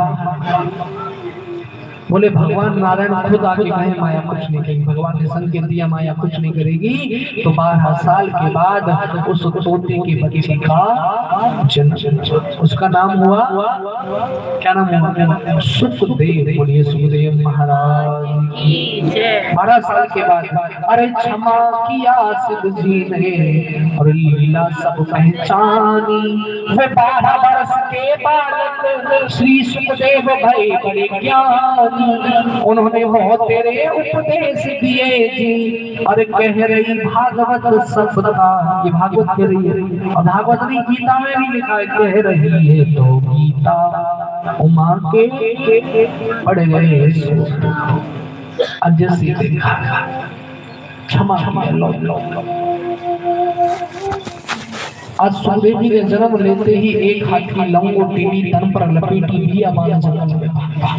आगे आगे आगे सुखदेव भाग रहे, पीछे पीछे उनके पिता कृष्णदेव पाल व्यास जी कह रहे बेटा रुक जा, बेटा रुक जा, लेकिन नहीं। रास्ते में इंद्र की कुछ देवांगनाएं एक सरोवर में स्नान कर रही। उन्होंने सुखदेव जी को देखकर पर्दा नहीं किया, परंतु व्यास जी को देखकर पर्दा कर लिया। मन में गिलानी हुई, क्या मैं इतना क्रूर हूं जो उन्होंने मुझे देख के पर्दा कर लिया। लौट लौट लौट लौट जैसे ही लौट तो रास्ते में नारद जी बोले व्यास जी कैसे दुखी? बोले दुखी क्या, 2 कारण है। पहला कारण तो ये हमारे बेटे ने जन्म लिया, वो भाग गया। दूसरा कारण हम अपने बेटे को ढूंढने जा रहे थे, इंद्र की देवांगना स्नान कर रही थी, उन्होंने हमारे बेटे को देखकर तो पर्दा नहीं किया, लेकिन हमें देखा क्या हमें इतने क्रूर है? बोले क्रूर नहीं, पर्दा उन्होंने क्यों किया? तुम्हारे सम्मान। पहले की माताएं बैठी है नाभि तक पर्दा करती थी, समय बीता थोड़ा और ऊपर आया, समय बीता और ऊपर पहुंचो, समय बीता की नाभि पर उखड़ो। और अब समय आएगा कि सब सब सब कोई दिक्कत ना। एक दिन गुरु जी कहते हैं कि पर्दे का नाम निशान सब मत जाए।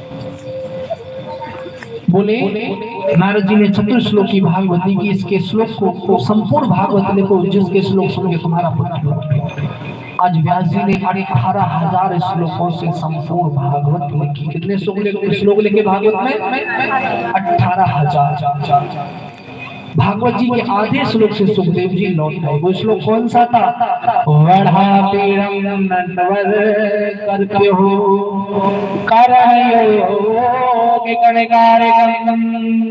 विप्रदिर्भावास कनक कपीसा वैजंते चमा। इसको सुन के सुखदेव तो आज की पावन कथा को हम सुखदेव वापसी पर ही विराम देते हैं। बोलिए सुखदेव महाराज की जय। अब कल के बारे में जाने। अच्छा पहले ये बताओ, हमने जो आज कथा सुनाई समझ में आई? पर तुमने ताली क्यों नहीं बजाई? आज पहला दिन था, हो सकता है थोड़ी समझ में आई हो, कल और ज्यादा आएगी। परसों की तो हम गारंटी लेते हैं, वो भी घंटी की तुम खुद दौड़े आओगे। बोले भगवान की जय। उसके बाद एक बात याद रखना, सबसे बड़ी जो बात है वो है संख्या। पब्लिक बहुत कम है। अब तक के समय में जितनी कथा करी सबसे कम संख्या तुम्हारे गाँव में। कितने लोग रहते हैं? होते कल से याद रखना, ज्यादा नहीं तो तुम एक भी अपने साथ लेके आओगे ना, तो आधी साइड भरी हुई है, कल हो सकता पूरी। ज्यादा नहीं, एक। क्यों? क्योंकि लाइन है कि राम कहे और राम कहावे, दोनों को फल ठीक है। आप तो राम कहने आ रहे हैं, तुम्हारे द्वारा दूसरा कोई और भी आया ना, तो उसका भी आधा फल आपको मिलेगा। क्योंकि वो आपके कारण से चलेगा। तो ज्यादा नहीं तो एक भी लेकर आओगे तो बहुत कम। तो सबसे निवेदन है कि ज्यादा नहीं तो एक तो फल अपने साथ लेके आओ। बोलो प्रसाद लेके सभी आया करें। प्रसाद का विशेष ध्यान रखें, प्रसाद लेके सभी आया करें। हालांकि लाए हो आप, लेकिन फिर भी मैं बताऊं, क्योंकि दो स्थान है सोचे जहाँ कभी खाली हाथ नहीं जाते। पहला, अपनी बेटी के यहाँ जब भी जाओ कभी खाली हाथ मत जाओ। दूसरा, भगवान के दरबार जब भी जाओ कभी खाली हाथ जाओ। भले ही 1 रुपए की टॉफी लेकर आना, लेकिन कल से प्रसाद लेकर सभी आना। बोले वृंदावन धाम की जय। और ये पावन कथा में जो भी सहयोग देना चाहते हो वो कथा के समय कर दिया करें। तो सबसे मेरा निवेदन है, जो भी पावन कथा में दान देना चाहते हो तो वो